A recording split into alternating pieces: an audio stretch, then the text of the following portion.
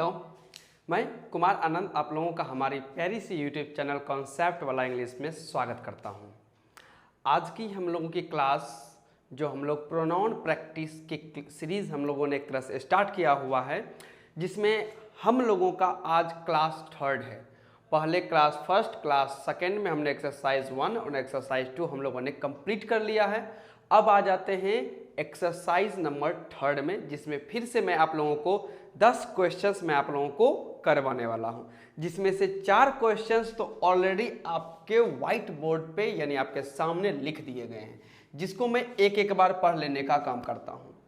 First question है, each of the employees have to arrange their own business. Next question है, every one of them were given their table and chair.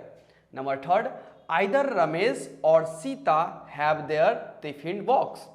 Number 4, either the teacher or the students have left his classroom unblocked. अब यहाँ पर जो ये चारों questions एक topic से जुड़े हुए हैं, यानी एक कॉन्सेप्ट से जुड़ा हुआ है, और वह कॉन्सेप्ट्स आपके माइंड में आना चाहिए ईच और एवरी को लेकर, ईच और एवरी को लेकर। इतना बात आप याद करके रखिए कि ईच और एवरी का एक ही काम है कि यह हर एक चीज़ को, चाहे वो पर्सन हो या चाहे वो एनिमल हो या चाहे थिंग हो, उसको यह डिस्ट्रीब्यूट कर देता है। ईच और एवरी क्या करता है? डिस्ट्रीब्यूट करने का काम करता है। कहने का मतलब है कि ग्रुप में यदि एक से ज़्यादा हो, ग्रुप में एक से ज़्यादा हो, तो ईच एंड एवरी उसको डिस्ट्रीब्यूट करके एक एक करने की बात करता है। जैसा कि मैंने पहले क्लास में भी आपको समझाया हुआ है कि मेरा एक तरीका कहने का हो सकता है कि मैंने सभी विद्यार्थियों को कलम दिया है, मैंने सभी विद्यार्थियों को कलम दिया है। लेकिन दूसरे तरीके से मैं ये कह सकता हूँ कि मैंने एक एक विद्यार्थी को या प्रत्येक विद्यार्थी को मैंने कलम दिया है। जब मैं कहता हूं कि मैंने एक एक विद्यार्थी को कलम दिया है या हर एक विद्यार्थी को कलम दिया है, कहने का मतलब मैं एक एक को इंडिविजुअली अलग अलग करके बात करना चाहता हूं। तो ईच और एवरी जो है उसी को अलग अलग करके, मतलब डिस्ट्रीब्यूट करके बात करने का काम करता है। डिस्ट्रीब्यूट करके उसमें से एक को ले लेता है और एक ऐसा कर करके सबको लेता है। तो ईच और एवरी क्या करेगा? डिस्ट्रीब्यूट करेगा। अब फर्स्ट क्वेश्चन में आ जाते हैं, ईच ऑफ द एम्प्लॉयज। अब यहाँ ईच के साथ ऑफ जुड़ा हुआ है। अब इतना ध्यान रखिए, ईच ऑफ या फिर मैं कहूँ एवरी वन, ईच ऑफ और एवरी वन ऑफ के बाद जब कोई आपको नाउन दिखेगा तो इस नाउन को हमेशा प्लुरल होना है। इस नाउन को हमेशा क्या होना है? प्लुरल होना है। जब कभी आप किसी ग्रामर बुक्स को आप पढ़ते हैं तो उसमें आपको लिखा हुआ मिलेगा कि ईच ऑफ और एवरी वन, ईच ऑफ और एवरी वन के बाद आपको हमेशा आने वाला नाउन प्लुरल होना चाहिए। अब ऐसा क्यों प्लुरल होना चाहिए? तो मैंने ये क्लास में बता दिया है आपको कि यहाँ पर ऑफ का पार्ट्स ऑफ स्पीच प्रेपोजिशन है। ऑफ का पार्ट्स ऑफ स्पीच प्रेपोजिशन है, और प्रेपोजिशन में ऑफ जो है यह सिलेक्शन करने का काम करता है। प्रेपोजिशन का 2 काम होता है, एक पोजीशन बताने का काम, जैसे मैं कह सकता फादर ऑफ राम, तो वहाँ राम का पिताजी यानी वहाँ पोजीशन है, अधिकार बताने का काम हो रहा है। और एक होता है जैसे यहाँ कहा गया ऑफ, जैसे मैं कह सकता हूँ one of the students. One of the students मतलब बहुत सारे स्टूडेंट्स में से मैं एक के बारे में बात कर रहा हूँ। तो यहाँ मैं बहुत सारे स्टूडेंट में से मैंने एक को सेलेक्ट किया है, यानी यहाँ पर आपका ऑफ जो है यह सिलेक्शन का बोध करवाता है। तो ऑफ पोजीशन और सिलेक्शन का काम करता है। लेकिन याद रखिएगा, जब भी ऑफ प्रेपोजिशन होता है और वह सिलेक्शन का काम करता है, तो सिलेक्शन कब करेंगे? सिलेक्शन होने के लिए मेरे पास एक से ज़्यादा तो होना चाहिए। अब यदि मैं आपको कहूँगा कि वो इस सारी कलमों में से एक कलम ले लो, कि मेरे पास जितनी कलमें हैं उसमें से तुम एक कलम ले सकते हो, तो कहने का सेंस ये आता है कि मेरे पास कलमों की संख्या एक से ज़्यादा होनी चाहिए। मेरे पास कलमों की संख्या एक से ज़्यादा होना चाहिए, तभी वो उसमें से एक सेलेक्ट करेगा। लेकिन आप कहते हैं कि नहीं मेरे पास एक ही कलम है, इसी में से तुम एक ले लो। अरे भाई ये कौन सा सवाल हुआ? एक में से एक कैसे सिलेक्ट हो सकता है? कम से कम 2 हो, 3 हो, 4, 5, आगे जितना हो सकता है उसमें से मैं एक सेलेक्ट कर सकता हूं। तो ऑफ यहाँ पर सिलेक्शन शो करता है, और सिलेक्शन शो करेगा तो आने वाला नाउन क्या होगा, प्लुरल ही होना पड़ेगा, क्योंकि इसी प्लुरल में से एक एक की बात करेगा, ईच और एवरीवन। तो इतना समझ गए कि आने वाला नाउन क्या होना चाहिए, प्लुरल। तो आप देख रहे होंगे यहाँ पर एम्प्लॉयज, यहाँ पे देम। अब नाउन प्लुरल, और यहाँ पर यदि प्रोनाउन की बात की जाए तो ये भी क्या होंगे, प्लुरल ही होंगे, क्योंकि जब नाउन ही प्लुरल है और प्रोनाउन उसी नाउन को रिप्लेस करने का काम करता है, तो हमें तो यह आसानी समझ में आ जाना चाहिए कि नाउन प्लुरल है तो उसको रिप्लेस करके आने वाला प्रोनाउन भी क्या होगा, प्लुरल होगा। इसमें कोई दिक्कत नहीं है। चलिए, तो प्रोनाउन भी क्या होना चाहिए, प्लुरल। तो यहाँ देखते हैं आपको देम मिल गया। तो ईच ऑफ के बाद नाउन प्लुरल और एवरीवन के बाद प्रोनाउन प्लुरल या नाउन प्लुरल, यहाँ तक तो अब सही रहा। अब आगे समझ में यह आना है कि यहाँ पर जो वर्ब आएगा, इस वर्ब को मैं सिंगुलर रखूं कि इस वर्ब को मैं प्लुरल रखूं, इस पे भी जरा विचार कर लेते हैं। तो सोचने वाली बात यह है कि ऑफ प्रीपोजिशन है, और प्रीपोजिशन के बाद हमें अच्छे से यह बात मालूम होनी चाहिए कि प्रीपोजिशन के बाद ऑब्जेक्ट आता है। After preposition we must use an object. Preposition के बाद आपको हमेशा ऑब्जेक्ट यूज होता है। मैंने जब आप लोगों को सिंटैक्स और सब्जेक्ट वर्ब एग्रीमेंट या सब्जेक्ट वर्ब कॉनकॉर्ड चैप्टर मैंने करवाया हुआ है, जो कि मेरे यूट्यूब चैनल पर भी अवेलेबल है। उसके पार्ट्स ऑफ स्पीच के बाद मैंने सिंटैक्स का ही पॉइंट करवाया था, तो उसमें भी ये सारी बातें बताई गई हैं। वहाँ पर तो मैंने प्रीपोजिशन प्लस ऑब्जेक्ट के ऊपर तो सिंटैक्स के लमसम 20 से 25 नियम्स को मैंने बर्बाद किया था, कि 20 से 20 और 25 रूल्स को आप अटेम्प्ट करने के से अच्छा है कि आप एक कॉन्सेप्ट पढ़ लें कि प्रीपोजिशन प्लस क्या होता है, ऑब्जेक्ट आता है। तो प्रीपोजिशन के बाद क्या आने लगा, ऑब्जेक्ट। तो यहाँ पर जो आने वाला नाउन जो प्लुरल है और प्रोनाउन जो प्लुरल है, तो वह तो बन जाएगा ऑब्जेक्ट। यह नाउन और यह प्रोनाउन, ये क्या बन जाएगा, ऑब्जेक्ट। और हमें अच्छे से पता है कि वर्ब का एग्रीमेंट सब्जेक्ट के साथ है, वर्ब का एग्रीमेंट सब्जेक्ट के साथ है, तभी तो हम लोग एक चैप्टर पढ़ते हैं सब्जेक्ट वर्ब एग्रीमेंट। और यदि ऐसी बात है कि वर्ब का एग्रीमेंट सब्जेक्ट के साथ है और यह ठहरा ऑब्जेक्ट, और ऑब्जेक्ट के अनुसार तो हम लोग वर्ब लगा नहीं सकते हैं, ऑब्जेक्ट के अनुसार वर्ब पॉसिबल नहीं है। तो रही बात हम लोगों के पास या तो ईच है या तो एवरीवन है। और ईच और एवरीवन क्या करता है, ये डिस्ट्रीब्यूट करके बात करता है। कितनी की बात करता है, सबको बांट बांट के एक एक करके बात करता है। ध्यान रखिएगा, ईच और एवरीवन एक एक करके बात करता है, यानी ये सिंगुलर में बात करता है। तो यहाँ जो ईच और एवरीवन है, यह क्या है, सिंगुलर है। और प्रीपोजिशन प्लस ऑब्जेक्ट, तो सब्जेक्ट कौन बनेगा, तो यहाँ पर जो आपका डिस्ट्रीब्यूट करने के लिए आ रहा है ईच और एवरीवन, इसी को बनना है सब्जेक्ट। इसी को क्या बनना है, सब्जेक्ट भी बनना है। अब आप समझ गए कि सब्जेक्ट सिंगुलर है, सब्जेक्ट कैसा है, सिंगुलर। और हमें तो ये अच्छे से पता है कि सब्जेक्ट सिंगुलर है तो वर्ब भी कैसा चाहिए, सिंगुलर ही चाहिए। सब्जेक्ट सिंगुलर तो वर्ब क्या आना चाहिए, सिंगुलर। तो प्लुरल का कंडीशन यहाँ से क्या हो जाएगा, कट जाएगा। बात समझ गए। तो ईच ऑफ के बाद आने वाला नाउन या प्रोनाउन प्लुरल, लेकिन वर्ब क्या होना चाहिए, सिंगुलर। रीजन क्या है कि ऑफ प्रीपोजिशन में सिलेक्शन शो करेगा, सिलेक्शन के लिए हमें मोर देन वन की जरूरत पड़ेगा, तो नाउन और प्रोनाउन प्लुरल। अब रही बात वर्ब सिंगुलर कैसे हुआ, तो प्रीपोजिशन के बाद यह नाउन या प्रोनाउन ऑब्जेक्ट हो गया। क्या हो गया, ऑब्जेक्ट। सब्जेक्ट बन रहा है ईच और एवरीवन, और ईच और एवरीवन डिस्ट्रीब्यूट करने का काम करता है, यानी कि यह सब्जेक्ट बनेगा तो सिंगुलर होगा। और जब हम लोगों का सब्जेक्ट सिंगुलर है तो आने वाला वर्ब क्या होगा, सिंगुलर ही लगाएंगे। तो यहाँ पर देखते हैं कि आपको यहाँ पर हैव मिल रहा है और यहाँ पर क्या मिल रहा है, वर्ड मिल रहा है। तो सबसे पहली बात, यहाँ से हैव कटेगा, है जाएगा, यहाँ से वर्ड कटेगा और वा जाएगा। तो सेंटेंस लिखने का काम करें तो करेक्ट सेंटेंस बनता है each of the employees, each of the employees has, और यहां पर मैं लिखूंगा every one of them, every one of them was given their table and chair, और वहां लिखा दिया गया है to arrange their own business. अब यहां आपको समझना है, वर्ब तो समझ गए। आगे आपको दूर जाने के बाद आपको एक यहां पर पॉजेसिव एडजेक्टिव लगाना पड़ता है, पॉजेसिव एडजेक्टिव आपको यहाँ पर लगाने का काम करना है, जिसकी चर्चा मैंने पिछली क्लास में भी मैंने आपको एक्सरसाइज नंबर जब मैं 2 करवा रहा था तो उसमें मैंने आपको हिंट किया था। तो पजेसिव एडजेक्टिव क्या होना चाहिए वो समझ लेते हैं। अब समझिए पजेसिव एडजेक्टिव भी ध्यान रखिएगा हम लोगों के सब्जेक्ट के अकॉर्डिंग ही आते हैं, उससे ज़्यादा दूर ये नहीं आते हैं, तो इस बात को समझिएगा। अब जब आपका सब्जेक्ट ही सिंगुलर है तो आपको तो इतना आसानी से पता चल गया कि वर्ड भी सिंगुलर है, तो आने वाला पजेसिव एडजेक्टिव भी क्या होना चाहिए, सिंगुलर ही होना चाहिए।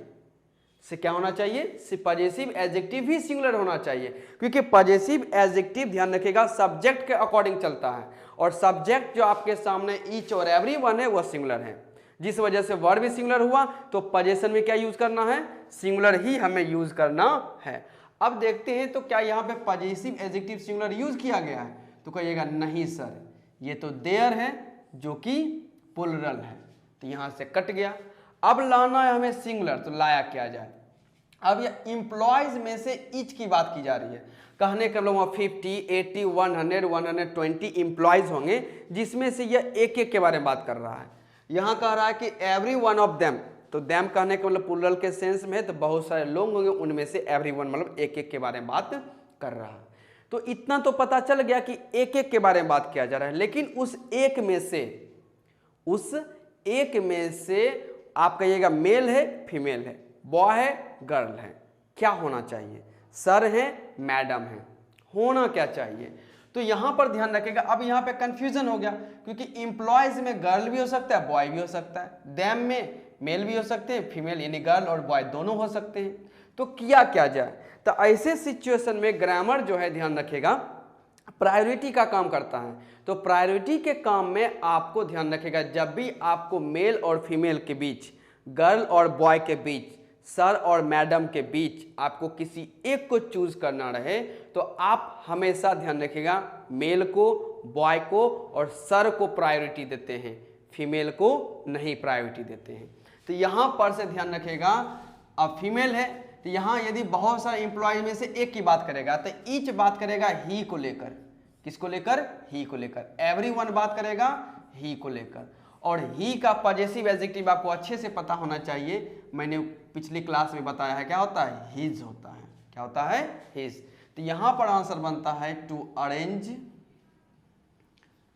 अरेंज हिज ऑन बिजनेस, और यहां पर हो जाएगा was given his table and chair. तो दोनों सेंटेंस को पढ़ लेते हैं। Each of the employees has to arrange his own business. Number second आ जाता है कि every one of them was given to his table and chair. ये रहा आपका ईच और एवरी वन से जुड़ा हुआ कॉन्सेप्ट। इसी को जब आप कभी ग्रामर बुक्स में पढ़ेंगे या जो कॉन्सेप्ट ना पढ़ा के जो रूल्स पढ़ा देते हैं, वो क्या कहेंगे कि ईच ऑफ और एवरी वन ऑफ के बाद आने वाला नाउन प्लुरल, किंतु वर्ब सिंगुलर होता है। आने वाला नाउन प्लुरल लेकिन वर्ब क्या होता है, सिंगुलर होता है। तो वो वहां पे रटने का काम कर लेते हैं। अच्छा ठीक है, जब ऐसा दिखेगा तो नाउन प्लुरल लेकिन वर्ब क्या लगाना है, सिंगुलर लगाना है, जबकि उसके पीछे का कॉन्सेप्ट ये है।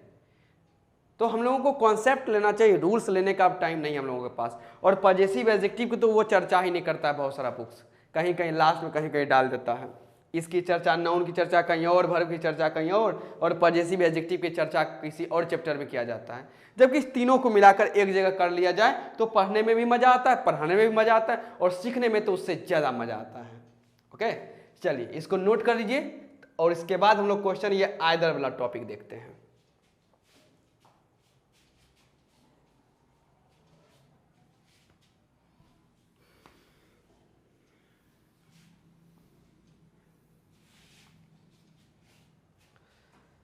चलिए अब क्वेश्चन में आ जाते हैं, आइदर वाला हम ध्यान रखिएगा।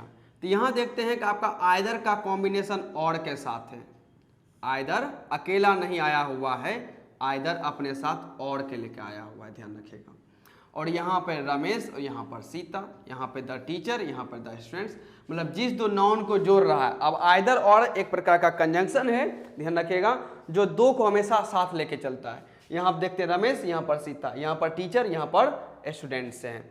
अब समझिए आइदर का क्या लॉजिक है, आइदर और का। आइदर का कॉम्बिनेशन हमेशा और के साथ बनता है, इस बात को याद रखिएगा। यहाँ पर भी आपको नाउन सिंगुलर दिख सकता है और यहाँ पर भी नाउन सिंगुलर, या हो सकता है कि यहाँ का नाउन प्लुरल दिख जाए और यहाँ का भी नाउन क्या दिख जाए, प्लुरल, या अपोजिट भी हो सकता है, यहाँ नाउन सिंगुलर प्लुरल, यहाँ नाउन प्लुरल और यहाँ क्या हो सकता है, सिंगुलर। ये दोनों बातें चल सकते हैं, कोई दिक्कत नहीं होना चाहिए आप लोगों को समझने में।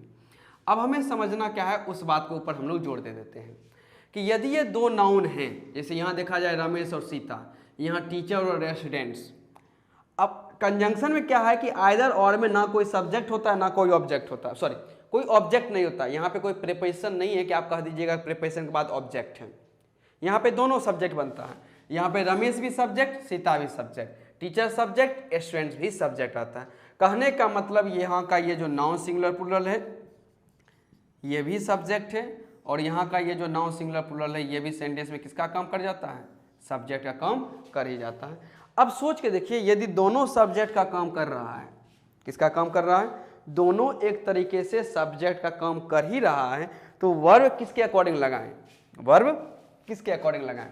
अब यहाँ पर रमेश है तो हैव लगा देना चाहिए, सीता है तो हैज लगा देना चाहिए। तो कह सकते हैं सर आप जो कह रहे किसी एक को देख के लगाएं, दोनों को देखकर हम लोग क्यों ना लगा दें, क्या दिक्कत है यदि रमेश और सीता है, दोनों है तो दिक्कत क्या है ये समझिए। यहाँ पर आइदर और क्या करता है, हमें चॉइस देने का काम करता है।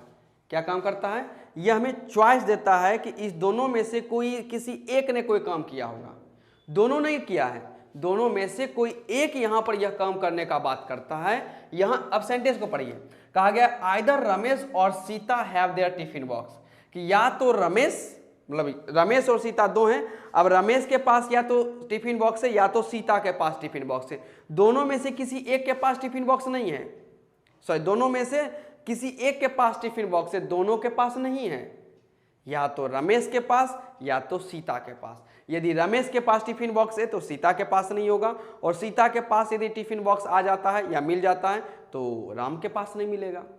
जिस वजह से आप दोनों को एक साथ लेकर आप वर्ब प्लुरल नहीं यूज कर सकते हैं, क्योंकि आइदर और तो आपको चॉइस दे रहा है कि दोनों में से एक की बात होगी।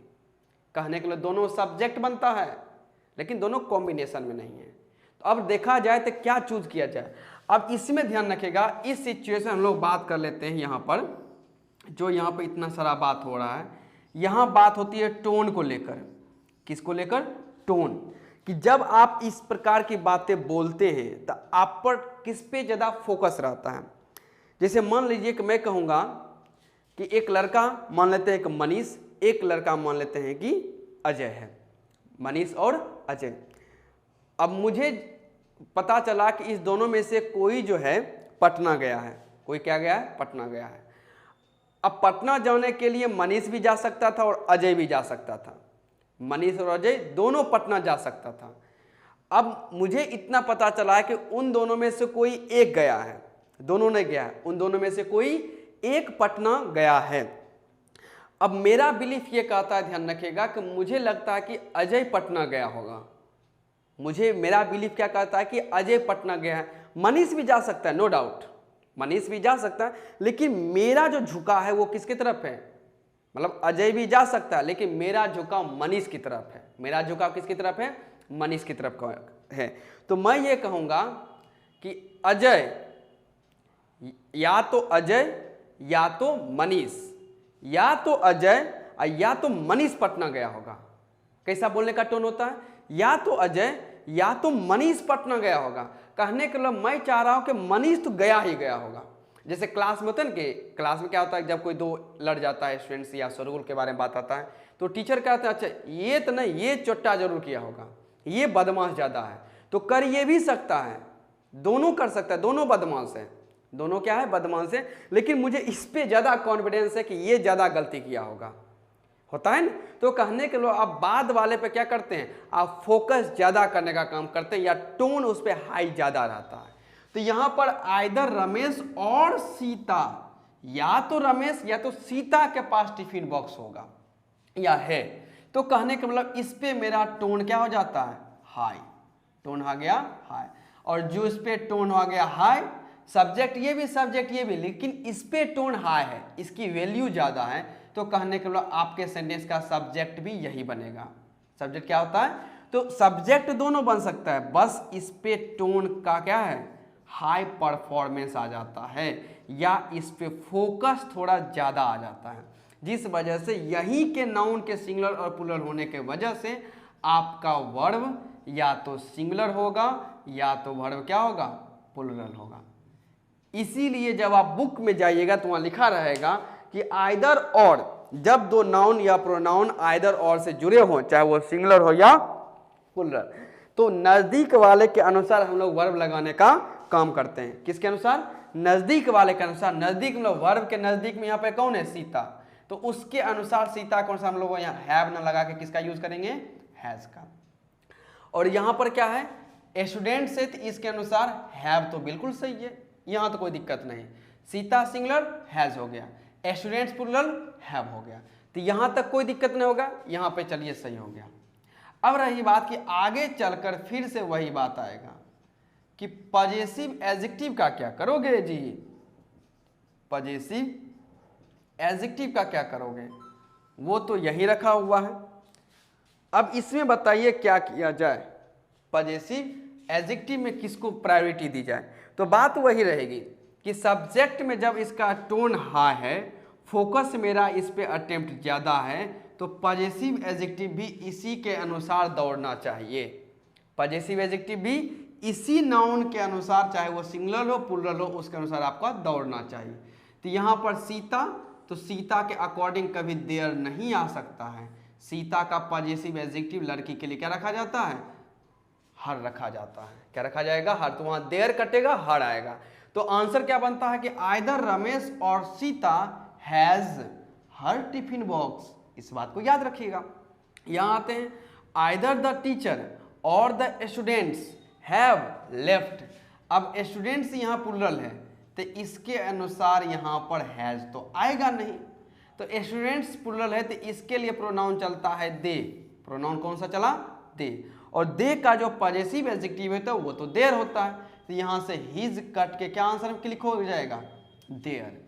तो दोनों सेंटेंस का आंसर बनता है आइदर रमेश और Sita has her tiffin box, या आप कहेंगे आइदर द टीचर और the students have left their classroom unblocked. बात समझे?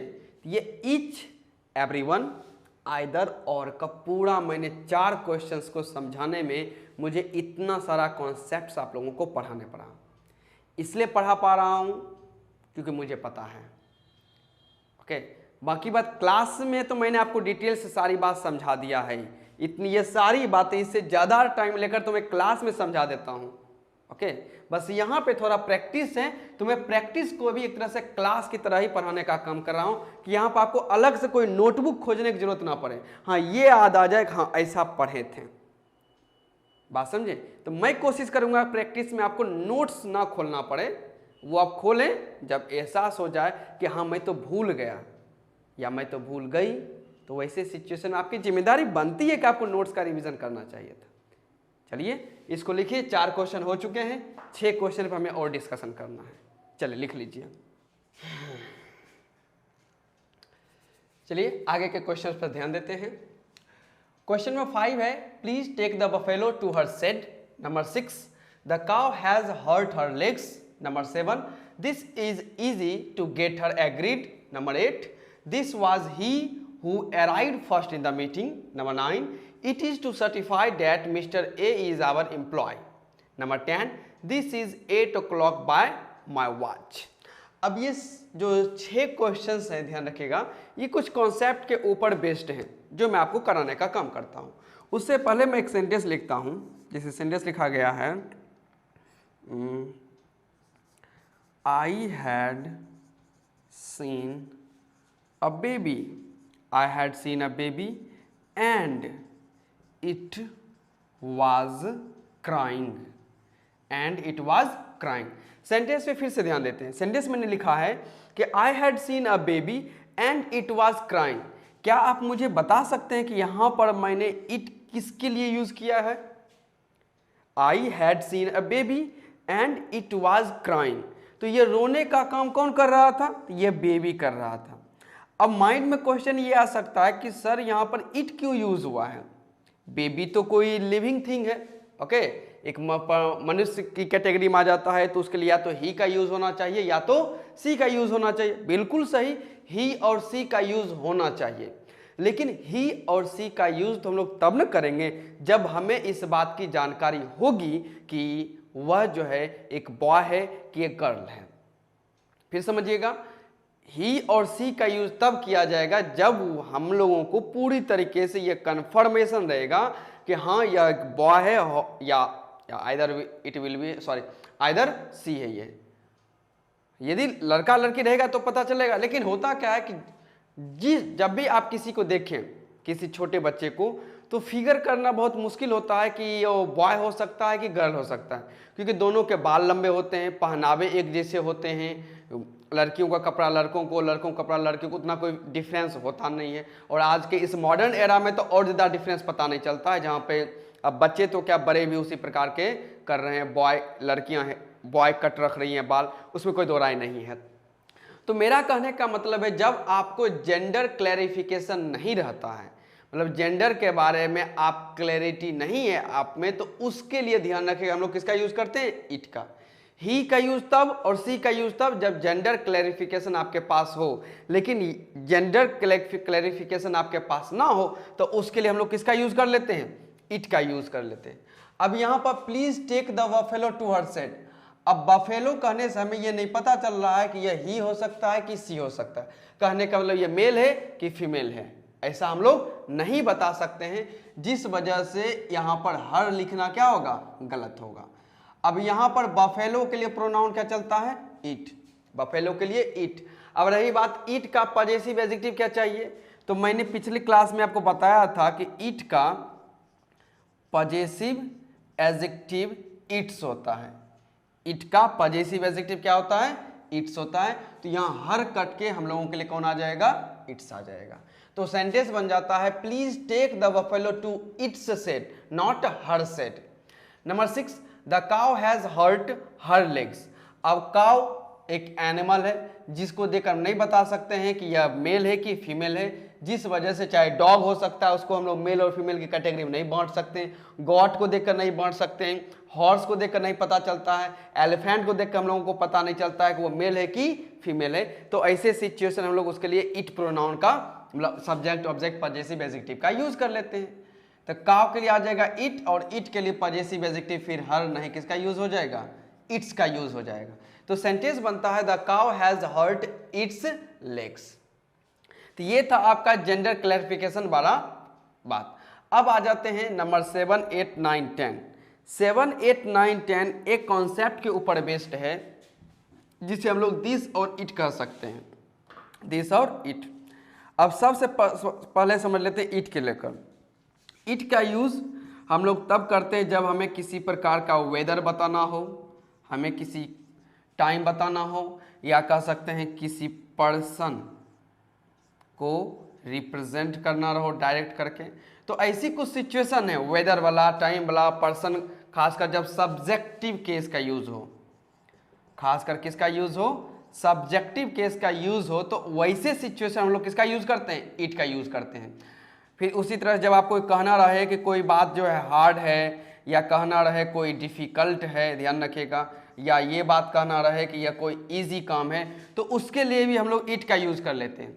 नंबर 7 में जैसे कह दिया गया है this is easy to get her agreed, तो यहाँ कहने का या दिस इज इजी, यह आसान है, तो वैसे सिचुएशन में दिस का यूज ना हो हम लोग किसका यूज करते हैं? इट का, कि it is easy, it is easy to get her agreed. Number 8 में आ जाते हैं this was he who arrived first in the meeting.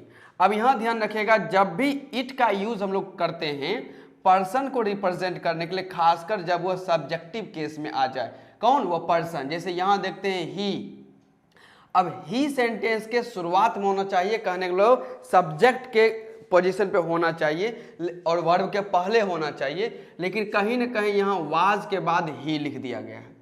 Okay, तो बहुतों को लगता है कि यह गलत है, जबकि यह सही है। आप इस प्रकार से लिख सकते हैं it is I, it is he, it is she, it is you, it is we, it is they, it is Mohit, it is Mohit, it is Rani, okay, it is Varsha, okay, it is Anjali. इस प्रकार की हर एक बात आप लिख सकते हैं, नो डाउट। इसका आगे मैं डिस्क्राइब करके बताऊंगा कि ऐसा क्यों हो रहा है, वरना बहुतों को लगता है कि यहाँ इट इज आई ना होकर इट्स मी होना चाहिए। स्पोकन में भी और फॉर्मल और इनफॉर्मल दोनों में ज्यादातर लोग इट्स मी करते हैं, इट्स मी, जबकि होता क्या है, it's I, it's he, it's she, it's you, it's we, it's they, it's Mohit, it's Rani, it's Varsha, it's Anjali. तो यहां पर दिस कट करके हम लोग क्या लगा देंगे, इट। तो it was he who arrived first in the meeting. Number 10 में आ जाते हैं, this is 8 o'clock by my watch, यानी यहाँ टाइम बताने का काम किया जा रहा है, तो यहाँ से दिस कट के क्या हो जाएगा, इट आने का काम करेगा। तो सेंटेंस बनेगा it is 8 o'clock by my watch. अब आते हैं नंबर 9 में, it is to certify that mister A is our hope, मतलब यह सर्टिफाई हो चुका है कि mister A is our employ, कि मिस्टर ए हम लोगों के ही एम्प्लॉय हैं। तो ध्यान रखिएगा, जब भी आप वर्ड के बाद सर्टिफाई करते हैं, मतलब कोई भी आपने प्रूव कर दिया, आपने क्या कर दिया, प्रूव, जैसे कि this is proved that this principle belongs to, जैसे आप कह सकते हैं।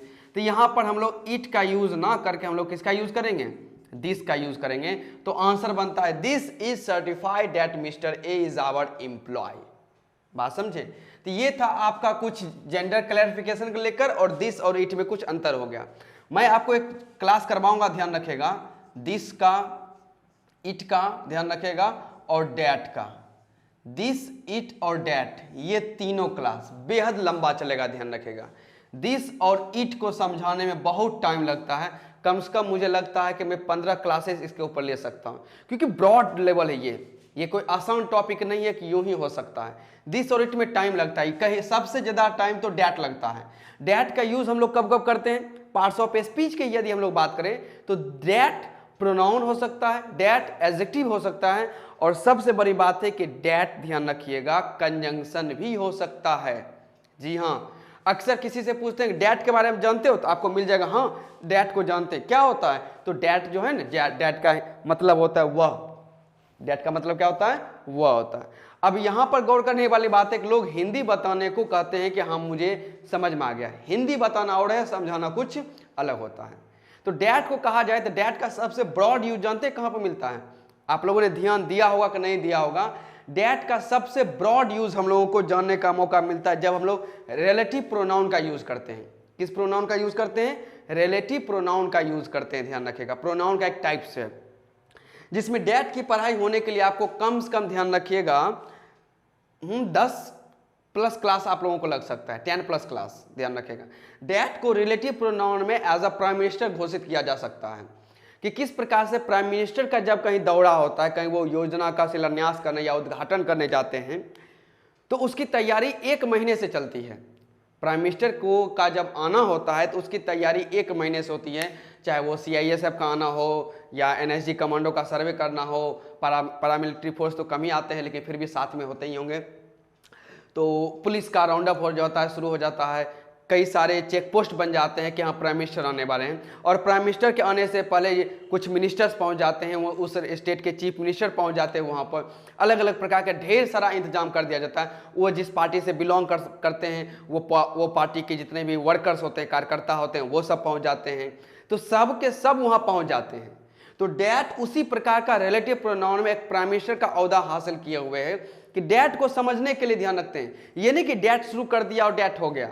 डैट को समझने के लिए आपको हु, हुम, विच, डैट, हुज, वाट, बहुत सारे, ये तो मेन हो गए, इन सबों को समझना पड़ता है। तो इन सबों को समझने के बाद एंट्री होती है डैट की। डैट्स वाई मैं कहता हूं कि डैट को समझने के लिए बहुत टाइम की जरूरत पड़ता है, कम टाइम में इसे निपटाया नहीं जा सकता। और मैं कोशिश करूंगा जल्दी इस दिस, इट और डैट के ऊपर के ब्रॉड लेवल को लाया जा सके और मैं इसकी क्लास करवा सकूं। तब तक तो अभी हम लोग प्रोनाउन का डिस्कशन कर लेते हैं, और फिर कुछ और भी टॉपिक से बहुत सारी बातें हैं जो मुझे डिस्कस करनी है, जो मैं क्लास में डिस्कस नहीं कर पाता हूं क्योंकि उतने टाइम नहीं रहते हैं, उतना टाइम मैनेजमेंट नहीं हो पाता है। लेकिन यह एक हम लोगों के लिए एक्स्ट्रा टाइम बन रहा है कि इस चैनल के माध्यम से और इसके थ्रू से मैं आप लोगों को बहुत कुछ जानकारी दे सकता हूँ। ओके। ओके, तो चलिए आज की क्लास कंप्लीट हुई। 10 क्वेश्चन हम लोगों ने कर ही लिया है। मज़ेदार सा टॉपिक रहा। अगले क्लास में कुछ और टॉपिक्स को लेकर मिलते हैं। अभी तो प्रोनाउन की प्रैक्टिस बहुत सारी करनी है। ओके, तब तक के लिए आप लोग अपना ख्याल रखें। मैं भी मिलता हूँ जल्द आपको अगले क्लास में। तब तक के लिए टेक केयर एंड अपना ख्याल रखें। बाय।